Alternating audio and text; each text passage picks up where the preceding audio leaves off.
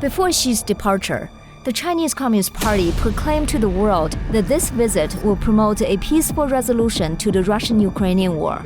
However, it ultimately manifested as a high-profile alliance between China and Russia. Now, if China wants to play a constructive role here in this conflict, then they ought to press Russia to pull its troops out of Ukraine and Ukrainian sovereign territory. It could happen right now. Xi Jinping brought numerous officials on this trip, during which the two sides signed memorandums of understanding and agreements on cooperation in trade, technology, energy, food, infrastructure, state propaganda, and other areas. This signifies a comprehensive and long-term commitment. Meanwhile, the peace mission was left hanging with no sign of a Xi Jinping-Zelensky meeting in sight. Why has Xi chosen to defy expectations and form a high-profile alliance with Putin at a time when China urgently needs to ease tensions with the West, and Russia faces significant setbacks in Ukraine? The obvious reason is Xi cannot afford Russia's defeat and Putin's potential downfall, as he would lose his most important ally against the West, causing the so-called camp for a new world order to disintegrate. Xi may not be concerned if Russia loses the Donbass or even Crimea, as long as Putin remains in power and Russia stays its ally. But the reality is that the loss of these two territories would likely lead to Putin's downfall. Although Putin can embellish victories and conceal failures to some extent, a major defeat at the level of losing the Donbass or Crimea cannot be glossed over. 2 days before Xi Jinping's visit to Russia, Putin traveled to Crimea and the war-torn Donbass region of Mariupol. The implicit message of this trip was that both Crimea and the Donbass belong to Russia, a message for the world and also for Xi Jinping to see. Based on Putin's speech on the one-year anniversary of the war, he intended to keep fighting. The Financial Times quotes Russian officials as saying that if the war ends in a disastrous defeat for Russia, that means disastrous mistakes were made, and the man behind it needs to exit this life, whether it's via a bullet, cyanide, or something else. Conversely, Putin's calculation, according to people close to the Kremlin, is that Russia is more committed to the war than the West is to Ukraine, and resilient enough to see out the economic pain. If Putin is determined to fight on, Xi Jinping will have to support him. As a dictator himself, Xi understands the implication of a catastrophic Russian defeat for Putin. Moreover, Xi Jinping may be even more eager than Putin for the Russian-Ukraine war to continue, because he needs this war to do several things when he moves against Taiwan.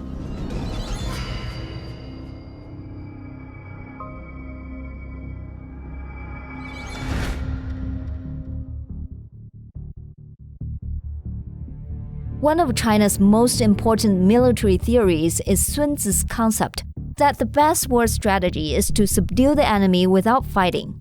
This represents the pinnacle of victory. Similarly, in the CCP's strategy for unifying Taiwan, the United Front is Plan A, while a military invasion is Plan B. The United Front tactic encompasses measures such as infiltration, persuasion, inciting rebellion, and coercion. Although it's externally called the United Front, the CCP military refers to it as the Covert Front. There are 3 reasons the CCP prefers the United Front. First, it is one of the CCP's 3 magical weapons, playing a decisive role in their victory against the Nationalist Party, or Kuomintang, during the Chinese Civil War.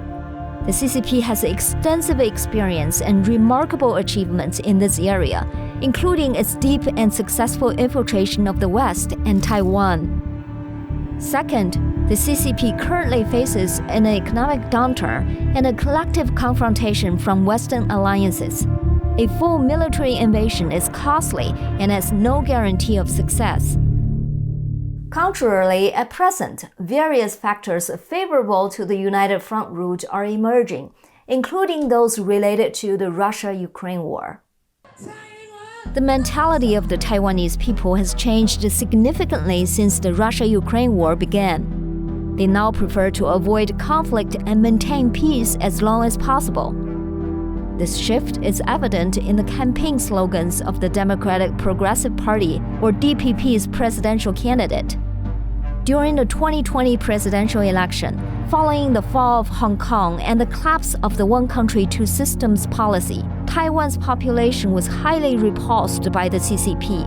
At that time, the DPP candidate, then President Tsai Ing-wen's campaign slogan was "Resist China and Protect Taiwan," which resonated with the people of Taiwan and led to her election victory.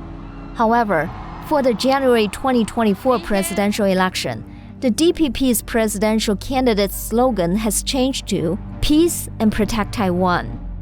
One reason for the change is that the Kuomintang, or KMT's claim that if the independent-leaning DPP comes to power, it will inevitably provoke a military attack from the CCP.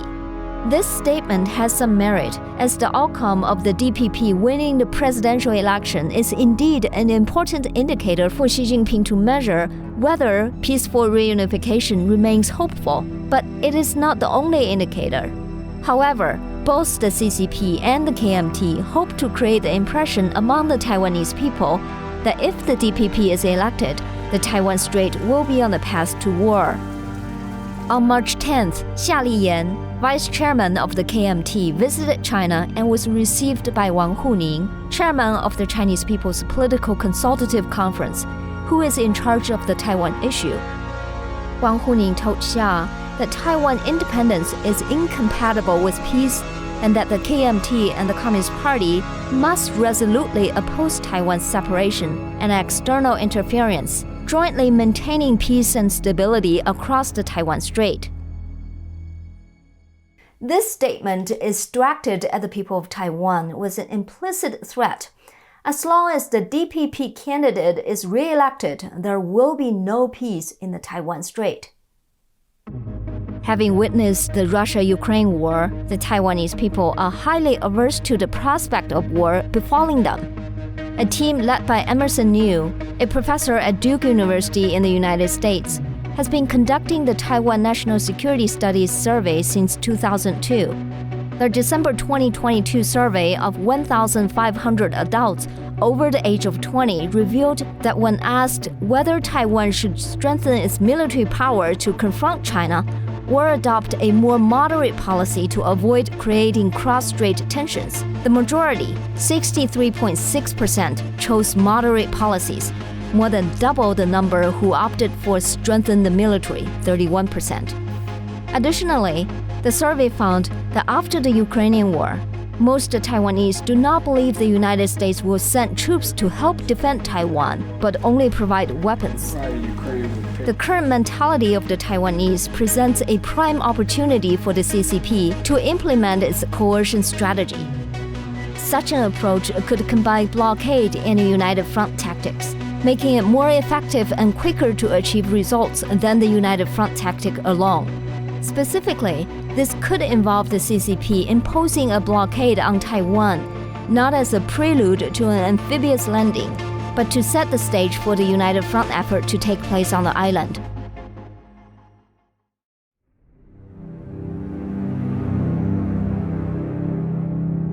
This program is not finished yet. If you want to watch the rest of it, please become a member of our website, zoominyin.tv. $5 a month or $50 a year. Cancel anytime. You will have access to my extended interviews and full in-depth reports. For those who are not quite ready to become a member yet, you're welcome to visit our website as well. We have all the shows we publish on YouTube on our website, so in case someday we're no longer on YouTube, you know where to find us. Oh, you can simply donate to us on our website too.